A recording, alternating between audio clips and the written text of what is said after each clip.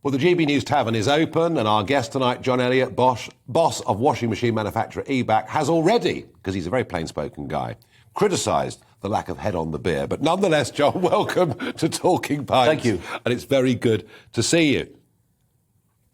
Now, I've already told the folk that you're the only UK manufacturer of washing machines, and we'll get back to that. But what interests me, John, is, you left school at 15 with... 2 wasted years. It should have been 30. So you leave school with no qualifications. That's right. How do you go from that to running a big factory, being inventing new things, being an entrepreneur? Being lucky. Being lucky. Lucky is important, and I seem to have the knack of understanding how things work. And I did take an apprenticeship. Yep. And I did go to did further education for 5 years, 1 day and 1 night a week. Yep. The beauty of that was I was learning things I was doing at work. Whereas at university, you learn things that you might never do at work. So I think the benefit of training people, we need education. We need education. So what I'm saying, we need it. But it's got to be appropriate. And the beauty of doing an apprenticeship with, I studied engineering, electrical engineering, yep, which I did at work as well.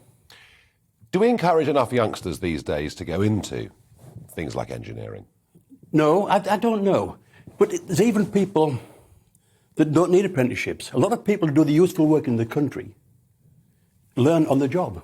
Even electricians. You don't learn that at school or university, you learn it on the job, right, working with another electrician.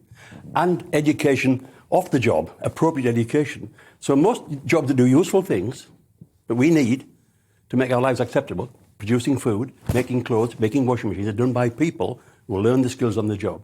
And it's about attitude more than actually skills. So your education came post-official school, but you say working, doing night school, doing things like that. And did you kind of find the thing in life that you were good at?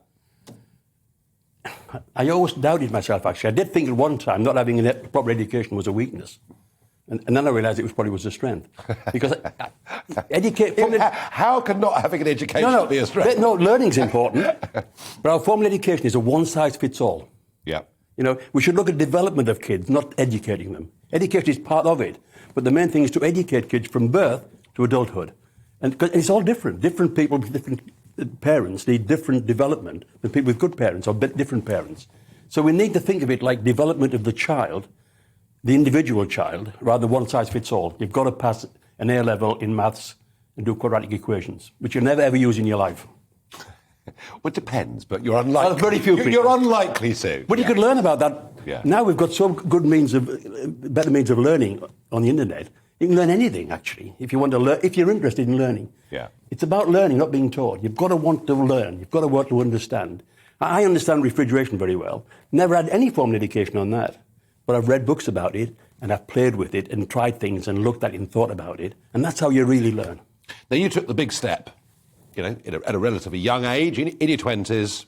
You're going to set up on your own, yep, set up your own company, risk everything, and that is classic. A bit reckless, really. Had two small children. Yep. No income. But you did it. Yep. You did it. And that's a few years ago now, isn't it? It's a long time ago. Should we call it 50-odd? Well, Ebac's been around 50 years next year. Right, OK. So you set Ebac up 50 years ago at a time when Britain had a lot more manufacturing industry. Oh, yes. A lot more. And, you're from the northeast, from County Durham, and you think of shipbuilding that was happening at the time in Sunderland and steel, all of those steel. I mean, so much. Yeah.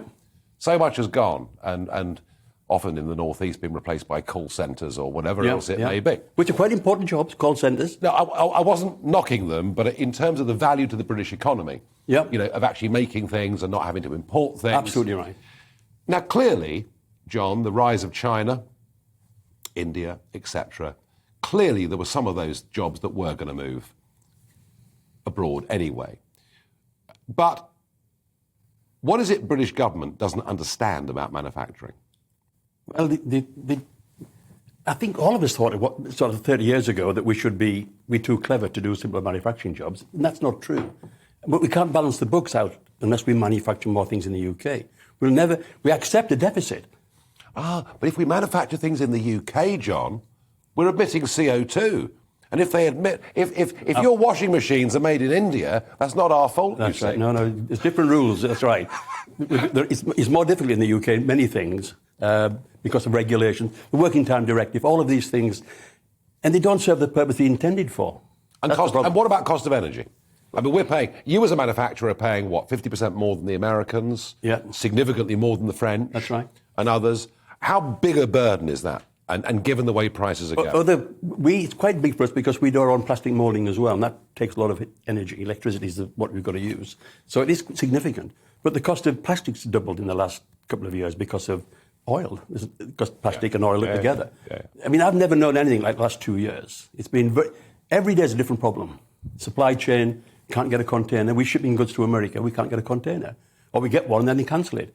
It's just, I've never known things as difficult as the last 2 years. Even worse than the 70s? I can remember when we had a 3-day week and no electricity, so that's a long time ago. Yeah. But I've never known, it's just for so long as well, it's 2 years. Yeah. Now, I'm told by some it's all the fault of Brexit, you see, and you were a prominent northern Brexit backer, weren't you? Absolutely. I was unusual, actually. Most of the people succeed in business that I looked at and respect were Remainers. That did surprise me, actually. I didn't think maybe I was wrong. But my belief was that the EU is conceptually flawed. It's a one-size-fits-all. You can't have the same currency for Greece and Germany. It doesn't make sense. That's pretty clear. And you can't have the same export rules with America for Scotland and France. Else wine takes precedence over whiskey. Each discrete economy has got to be independent. How much of your manufacture goes to Europe? Our biggest market for water coolers before we started selling to America was France. Okay. And that's still probably our second biggest, but in the last 2 years we started selling to the USA, and that's now our biggest market. And is that what's going to happen to Britain with Brexit? We're going to start reaching out to other markets? I think we've got to make more here. You see, the belief is, we got a grant for the washing machine, we almost didn't get it because we weren't exporting. And yet replacing imports is exactly the same as exporting. There's a belief that you've got to export. Our industrial strategy for the last 30 years has been this. Let's train people with high skills to produce high value work and then export it. Now, if you say, who are we going to train, what we're going to train, what we're going to make, you don't get any answer. We need the bread and butter stuff. We need the stuff that we need. Food on the table, a shirt on your back, a roof over your head. And that's done by people who do manual work. I've been to your factory. I mean, you're manufacturing quite a broad range of products, aren't you? 3 different products for our size. Yeah. And we also do injection moulding, fabrication, as well as the assembly. We actually make the printed circuit boards, assemble the printed circuit boards. We love making things. No, clearly. And the washing machine. I mean, the only British maker of washing machines. That's right. Why? Why aren't other British companies making washing machines? Big business will go to Poland to save $2. Right. And yeah, you will save some money. Yeah. We're not paranoid about profit. You've got to be a profitable business. You can't be a charity. But I live in the UK, so it's important to me to be in the UK, and that's why the business was put into a foundation. So it can never move. It's always going to be manufacturing for generations to come. But you could sell the business. No, it's not for sale. It never was for sale. There are more stakeholders in the business than the shareholders. What do you mean, the community in County Durham? I mean the people who work there, and the next people who work there, and the suppliers. So your vision is long after you, Ebac's going to be there providing jobs. Absolutely right. Part of the community. Yes. Have we taken advantage? You mentioned regulations a few minutes ago. And I'd been in business before, the European Parliament and all that. And one of the big arguments for me for Brexit was that a lot of EU regulation was heavy-handed, a lot of it was over the top, and that Brexit was our chance to perhaps streamline things.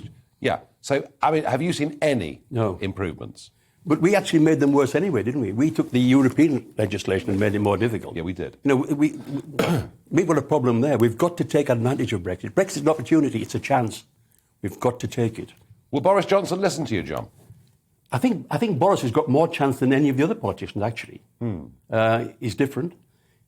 He's different, all right. I think the best politician in my lifetime was Ronald Reagan. And Ronald Reagan believed in this. Don't do the detail. Sit back and look at the big picture. Like being the chairman of a business, you don't work in the business, you work on the business. And you've got to take a long-term view. And that's what Boris should be doing. Not involved in buying PPE for hospitals. He should be sitting back, talking to people, looking at the long-term view, and let other people do the detail. John... And take risks as well, which I think Boris will do. And you'll get some things wrong. But that's okay. You're better off taking a risk to get some things right, rather than taking any risk at all. If you're making a washing machine right now, which you are, you are doing it under a massive EU rules that came in little piece by little piece over nearly 50 years of our membership of the union. Could those rules be simplified to the benefit of your business, employees, profitability? To the benefit of everybody. Without dropping safety standards? Well, absolutely not. Health and safety is vital, without a doubt. But some of these things, like the working time directive, is supposed to be health and safety. It isn't. What we don't do, or what governments don't do, they don't measure things. They don't look and see what's the effects of this. The working time directive is another example of a one-size-fits-all. You know, you need different breaks depending on what you're doing. You know, it's arbitrary. The regulations on ventilation systems, we're designing ventilation systems now, they're arbitrary, and they're not appropriate for the application. So we need somebody in government that understands what you're talking about. We need to measure things better and look at the effects of things. Measurement is key. What's the output? Education, how effective is it? Not passing examinations doesn't measure education. It's how relevant is that education to their lives. And do you see MPs? Do you see ministers? Do you see front benches that understand this stuff?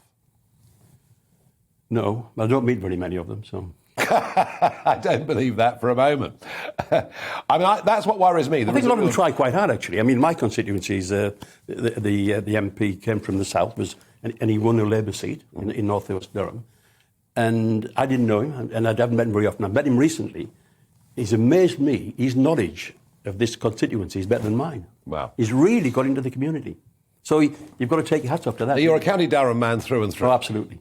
And you're a... Southwest Durham even. Let's be more specific. You're a deputy lieutenant of a county. That's right. And, you know, you've got this company that's going to be there in trust and keep going.